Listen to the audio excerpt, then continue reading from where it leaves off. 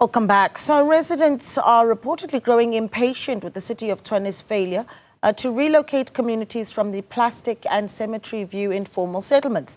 The relocation was meant to begin in June, but little progress has been made months later, which has left families living in unsafe and overcrowded conditions. Tshwane MMC for Human Settlements, Maluleka joins us for an update. MMC, a good evening to you. Thank you for your time. You know, the irony is not lost on me that the last time we spoke, we were talking about work that your department in Tshwane was doing to deal with the settlement of Kleinfontein, for instance, that is seen as a white-only Afrikaner settlement, and that you were doing work there to get compliance from the residents, to get them to pay their rates and taxes, or possibly further down the line face demolition. Now you've got a community that says, well, we have an informal settlement, Plastic View, that is unsafe, and they feel that the city is simply not dealing with it. Perhaps give us the backstory. Plastic View, interactions with AfriForum, and steps being taken by the city to deal with what is a temporary settlement that continues to grow. Then we have two settlements in the middle of a suburban area in the Pretoria East. It's Plastic View and Cemetery View, just behind the Woodlands Mall. These are informal settlements that are occupied mainly by illegal foreigners that look for economic opportunities. From day to day, they work as gardeners, they work as car guards, and they have found space and shelter in the Pretoria East for many years that they are here. But the previous government did nothing about it. Housing, boards that are in affluent and very expensive suburbs have complained about these informal settlements, and nothing was done. But in the current government, we have started what is called Pretoria's Park. That is a development that is aimed at providing 800 housing opportunities to qualifying South Africans that are going to get houses. Because if you want to undermine partial justice, you must also bear in mind that domestic workers that can be housed by their employers want accommodation in and around the growth point and economic sites. And we need to house them so that they can continue with their life to become domestic workers, gardeners, and work in malls that are in the very affluent area like Pretoria East, the Mooikloof area. Yeah, but talk to me about if there are efforts to deal with this settlement, or perhaps this is where we should start. Is it your view that these are illegal settlements? And if that's the case, you talk about, closeness and proximity to opportunity. But if these are illegal settlements, are there plans in place to have them removed, to have those people evicted? We are not going to remove everybody. Naledi, I explained that we have a new development that we're developing at the center of this affluent area. That project is called Pretoria's Park. Yes, but you did, and apologies, because I did hear you, and you said that that is for South Africans that are documented. But you made the point as well that you're aware that in these settlements, these illegal settlements, and I say that with inverted commas because I want to hear if that is your view, that they're informal, that they're illegal settlements, that for the most part, they are also inhabited by illegal foreign nationals. Those were your own words. Yes. That's one thing that we did 2 months ago. I think we made news that we were joined by the Minister of Home Affairs, whom we wrote to on a number of occasions. We might have been competing with his diary, but we've been appealing to him that law enforcement from Home Affairs can be sporadic. It can be occasioned by the presence of the minister, but it should be a day-to-day activity. That where there are illegal foreigners, Home Affairs must come into place and take its role, because we should house documented people that are in our country that are looking for economic opportunities. But if there are 60% that are foreign nationals, because if you look at the plastic view and cemetery view, most people that are residing in that informal settlement, they can't build permanent structures, they can't do anything. They are foreign nationals that are, most of them are undocumented.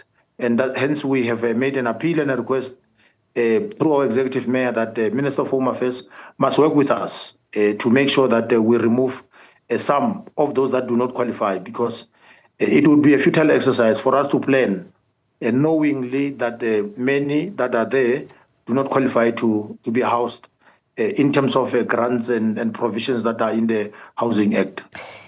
It is the view, though, of AfriForum's district coordinator for the Greater North that the city of Tshwane did actually manage to obtain an eviction order. So, I mean, can you clarify that for me? Can you confirm if that is true and why that has not been effected? We do have efforts. We did have efforts to try and remove people that are in the plastic view and cemetery view. However, we had a challenge with human rights lawyers. They had to use the PI Act to then deal with our efforts to remove these illegal immigrants, because even United Nations came on board to say we shouldn't just dismiss everybody that is there. We must work with them to try and accommodate many of illegal foreigners that are there. But this is out of our hands because the National Housing Act prohibits provision of houses to illegal immigrants, and we need collaboration with Home Affairs. In the last effort, we removed 90 of illegal immigrants that were taken away by Home Affairs. But I think collaboratively we can work together to make sure that the subs come on board, Metropolis come on board, and we do an operation that will see us making efforts so that those 800 opportunities, when they come, they will then be availed to people that qualify. I just want to talk about just some of the challenges of what these settlements really have brought to the community. For instance, the issue of illegally dumped waste, just how extensive that problem is. I mean, we've been looking at the visuals of really what some of the dump sites, for instance, look like. Very worrying. And how it is that the city is trying to deal with that.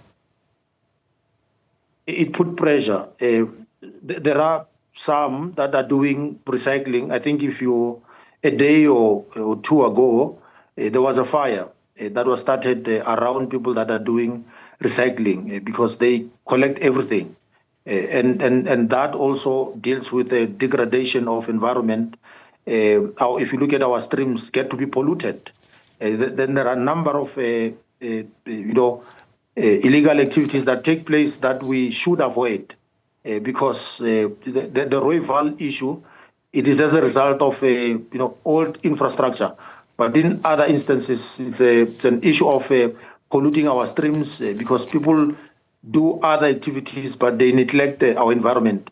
Therefore, solid waste is a challenge. We have developed a policy to support recycling and reclaimers, but that should be done with people that conform to our rules and regulations of protecting our environment and ecosystem. Then it becomes a problem if people want to burn tires, people want to throw waste everywhere because they want to survive. We need coordinated economic activities that should be supported by government, and we are willing because of local economic development is part of our 5 mandate or mandates that comes within the constitution of local government or convening activities that need to take place at local government. Yeah. And ensuring that recycling as part of supporting small businesses happens, we support, but that cannot happen and against our protection of environment and wetlands and part of the ecosystem. Yeah, just before I let you go, the timeframes that you've given yourselves to deal with the issue of evictions and, of course, providing alternative housing to those that you will be able to provide it to.